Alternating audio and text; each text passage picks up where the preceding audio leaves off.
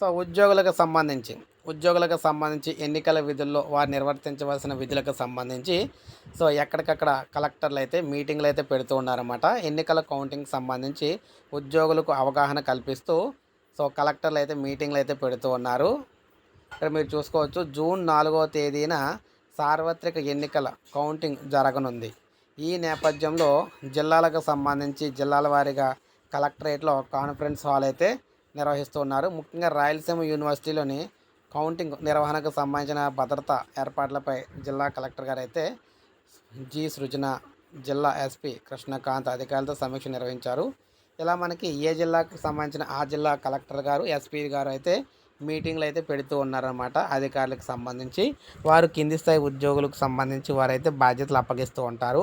So రాబోయే ఎన్నికల counting దృష్టిలో పెట్టుకొని ఉద్యోగులందరికీ కూడా ముందుగా కీలక సమావేశాలు అయితే పెడుతూ ఉన్నారన్నమాట. సో ఇది మనకు ప్రజెంట్ ఉద్యోగులకు సంబంధించిన లేటెస్ట్ అప్డేట్ అని చెప్పుకోవచ్చు.